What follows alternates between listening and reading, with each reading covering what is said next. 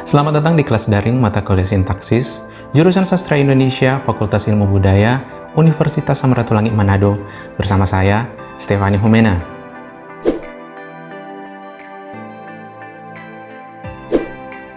Predikat merupakan unsur inti dalam sebuah kalimat, dan jumlah konstituen dalam kalimat ditentukan oleh verba jenis apa yang menempel pada predikat. Verba transitifkah atau intransitif? Pada video kali ini, kita akan membahas tuntas mengenai jenis verba transitif dan verba intransitif. Jadi, jangan kemana-mana dan jangan pindah channel Anda sebelum menonton video ini hingga selesai.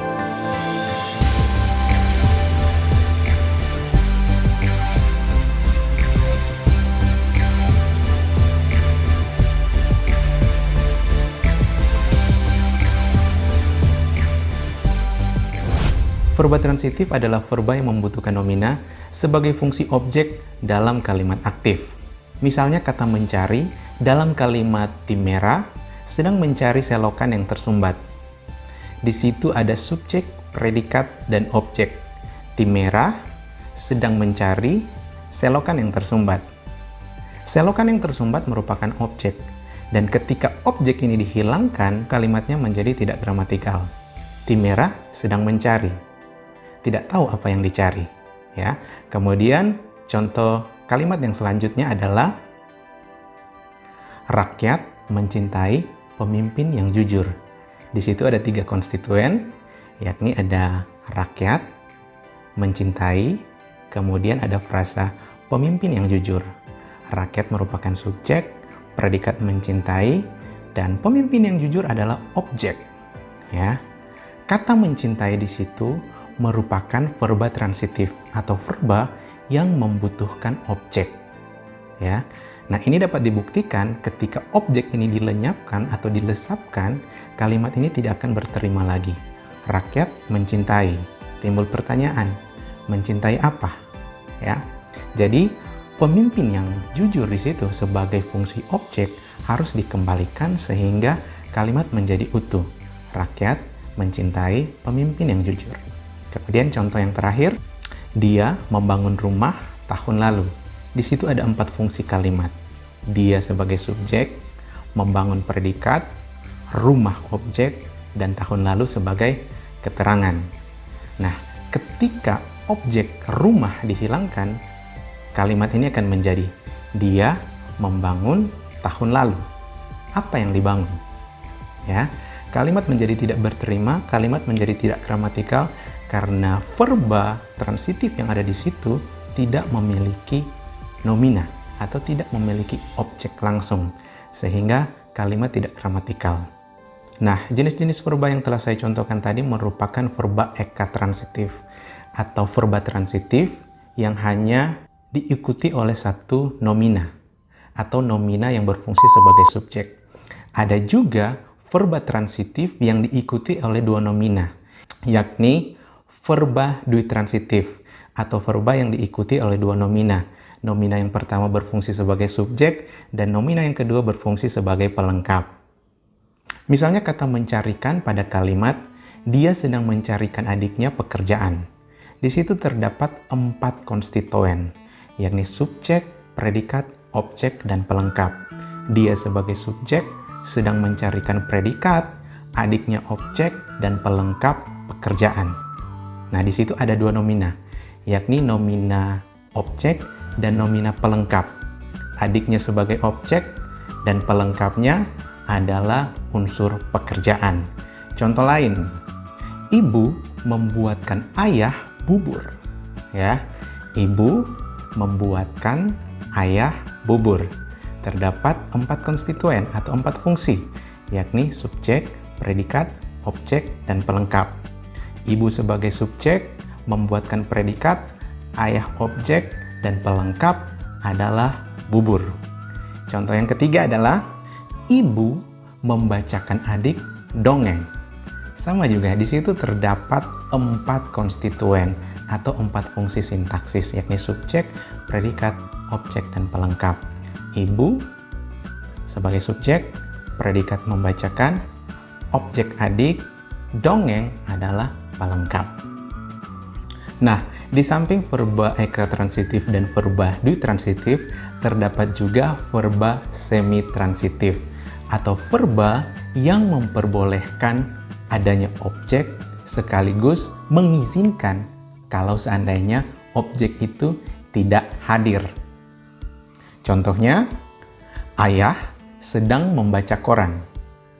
Ayah sedang membaca koran. Ayah adalah subjek, predikat sedang membaca, koran adalah objek.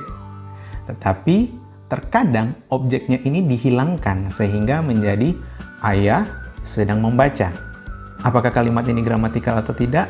Tentu saja gramatikal. Kenapa? Karena kalimat ini berterima dan sering kita gunakan dalam kehidupan kita sehari-hari.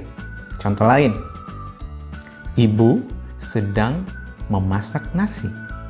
Ibu sedang memasak nasi. Ibu sebagai subjek sedang memasak predikat, nasi sebagai objek. Tetapi terkadang objeknya juga dilesapkan sehingga menjadi subjek dan predikatnya saja. Ibu sedang memasak. Contoh terakhir, saya sedang menunggu dosen. Saya subjek, predikat sedang menunggu, dosen objek. Objek dosen terkadang bisa juga dihilangkan, ya, sehingga menjadi saya sedang menunggu.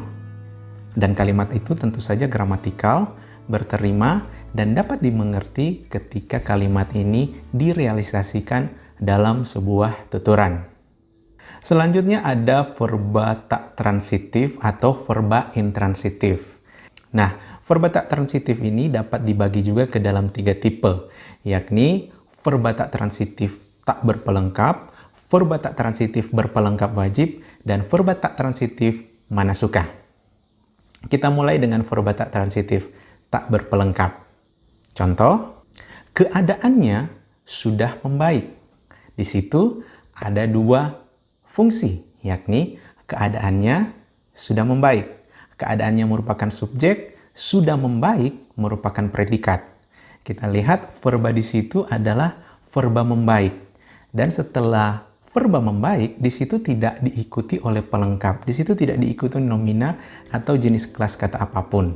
Yang pasti ketika kalimat ini direalisasikan ke dalam sebuah tuturan, orang pasti akan mengerti bahwa sebelumnya ada orang yang keadaannya tidak baik. Sedang sakit mungkin, sedang ditimpa kemalangan mungkin, tetapi ketika direalisasikan kalimat ini, keadaannya sudah membaik, itu berarti menunjukkan bahwa ada orang yang sudah pulih, entah pulih dari kesehatannya, pulih dari masalah finansial, dan lain-lain. Contoh yang lain adalah buah itu sudah membusuk. Terdapat 2 fungsi kalimat. Buah itu sebagai subjek dan sudah membusuk sebagai predikat. Kita lihat setelah predikat sudah membusuk, kalimat ini tidak diikuti lagi oleh unsur kalimat apapun. Sehingga verba jenis ini digolongkan sebagai verba tak transitif yang tak berpelengkap. Kemudian ada contoh lagi. Dia terkejut. Ya, hanya ada 2 kata yang terbagi atas subjek dan predikat. Dia terkejut.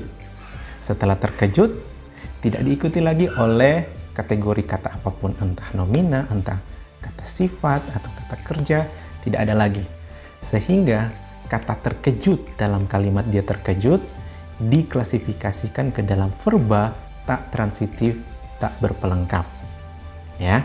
Kemudian verba transitif berpelengkap wajib atau verba tak transitif yang harus diikuti oleh pelengkap. Misalnya kata menjadi pada kalimat anak itu menjadi aktris terkenal. Ya, di situ ada 3 fungsi. Anak itu sebagai subjek, menjadi sebagai predikat, aktris terkenal sebagai pelengkap.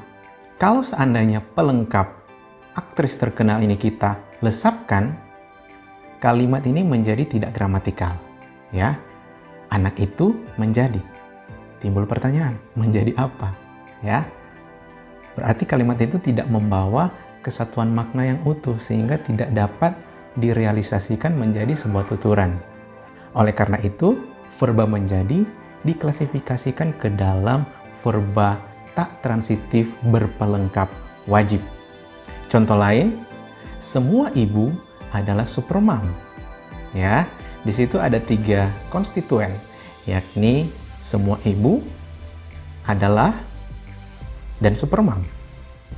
Yang terbagi juga dalam 3 fungsi, yakni fungsi subjek adalah semua ibu, kemudian fungsi keterangan adalah, dan fungsi pelengkap adalah supermom. Ya, kita bisa lihat di sini bahwa verba copula adalah membutuhkan pelengkap. Ketika pelengkap ini dilesapkan, ya, dapat kita tebak bersama-sama kalau kalimat ini menjadi tidak utuh lagi. Semua ibu adalah apa? Ya, di situ letak sebuah pelengkap diharuskan.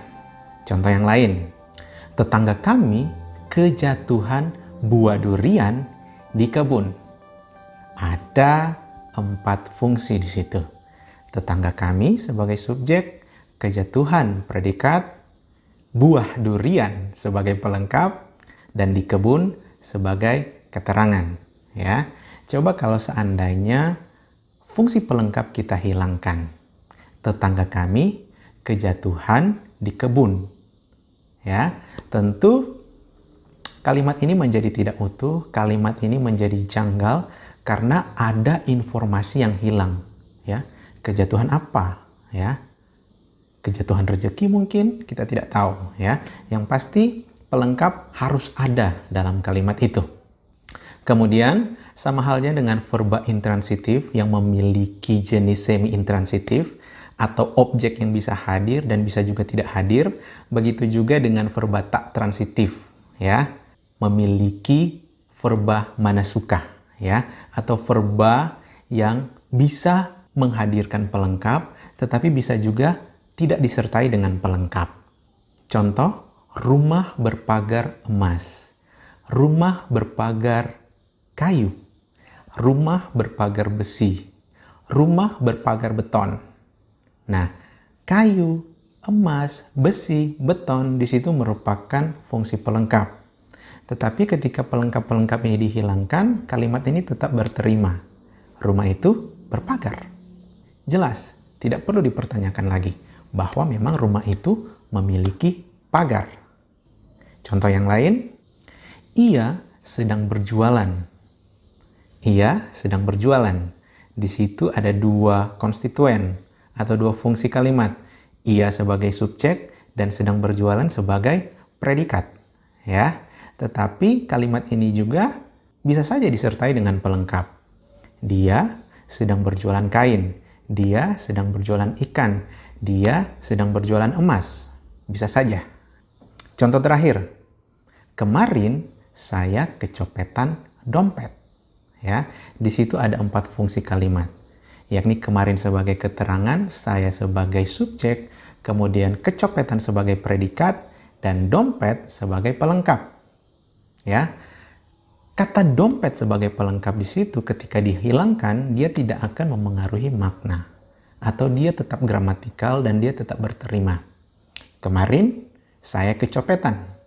Meskipun tidak ada informasi yang dinyatakan apa yang dicopet, kemudian bagaimana caranya dicopet, tidak masalah. Kalimat itu tetap utuh dan kalimat itu tetap berterima.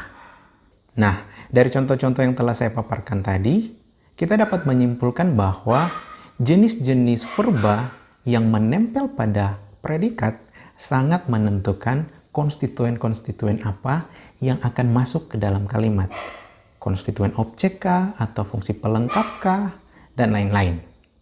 Berdasarkan pemaparan mengenai jenis-jenis verba yang telah saya sampaikan tadi, saya berharap kita bisa mendapatkan pemahaman yang benar dan ilmu yang bermanfaat. Namun demikian, kolom komentar saya tetap terbuka untuk segala jenis masukan, kritikan, dan juga koreksi.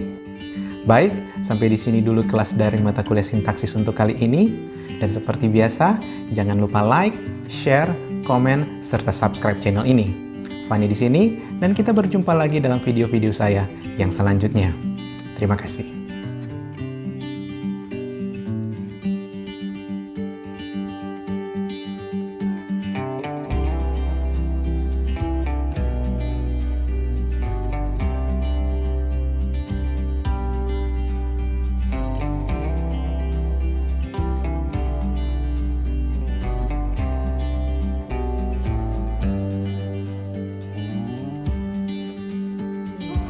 Misalnya, kemarin saya kecopetan dompet. Ya, di situ ada 4 fungsi. Kemarin sebagai keterangan, saya sebagai copet,